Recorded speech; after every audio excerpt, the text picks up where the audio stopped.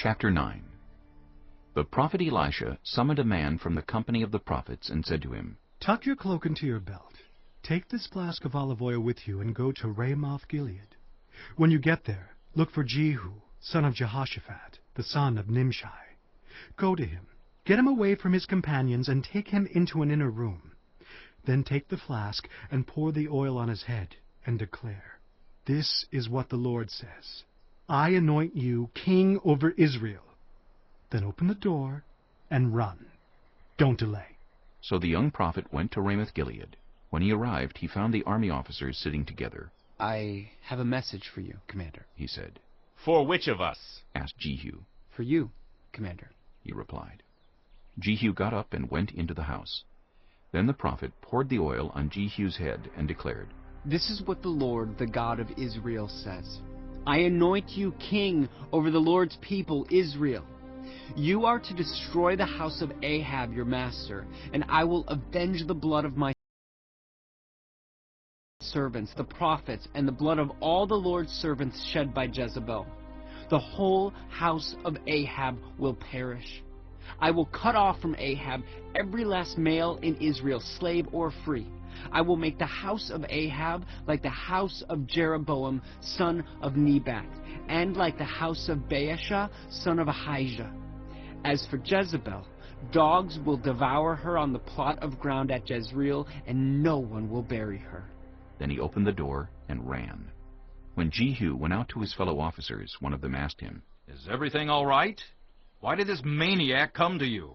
You know the man and the sort of things he says. Jehu replied. That's not true, They said. Tell us. Jehu said, Here is what he told me.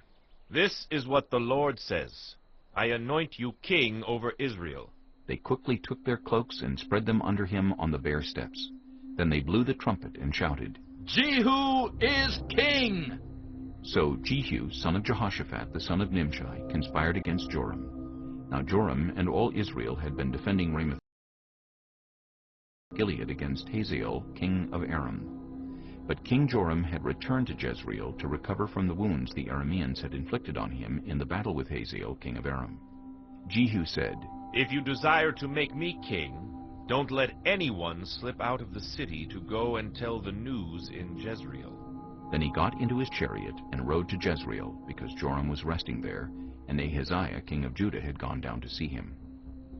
When the lookout standing on the tower in Jezreel saw Jehu's troops approaching, he called out, I see some troops coming! Get a horseman, Joram ordered. Send him to meet them and ask, Do you come in peace? The horseman rode off to meet Jehu and said, This is what the king says. Do you come in peace?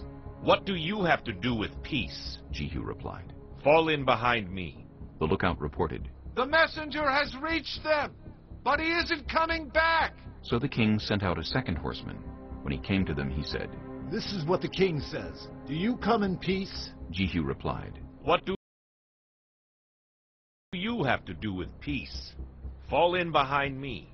The lookout reported. He has reached them, but he isn't coming back either. The driving is like that of Jehu, son of Nimshi. He drives like a maniac. Hitch up my chariot. Joram ordered. And when it was hitched up, Joram, king of Israel, and Ahaziah, king of Judah, rode out, each in his own chariot, to meet Jehu. They met him at the plot of ground that had belonged to Naboth the Jezreelite.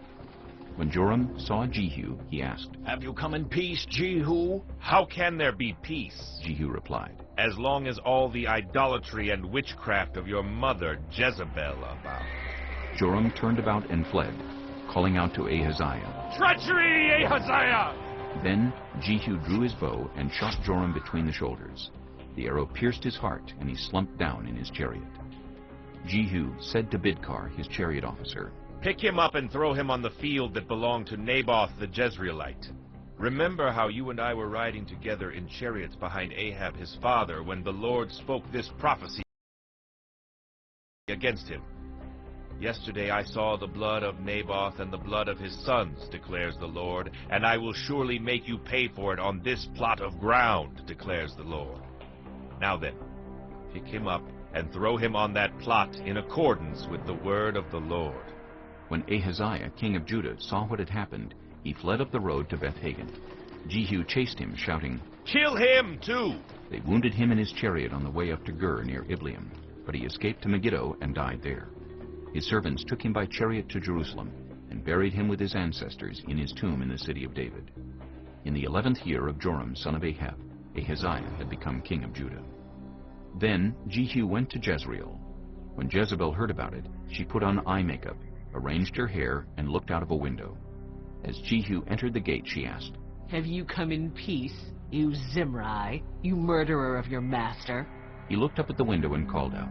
"Who is on my side? Who?" 2 or 3 eunuchs looked down at him. "Throw her down," Jehu said. So they threw her down, and some of her blood spattered the wall and the horses as they trampled her underfoot. Jehu went in and ate and drank. "Take care of that cursed woman," He said. "and bury her, for she was a king's daughter." But when they went out to bury her, they found nothing except her skull, her feet, and her hands. They went back and told Jehu, who said, "This is the word of the Lord that he spoke through his servant Elijah the Tishbite. On the plot of ground at Jezreel, dogs will devour Jezebel's flesh. Jezebel's body will be like dung on the ground in the plot at Jezreel, so that no one will be able to say, 'This is Jezebel.'"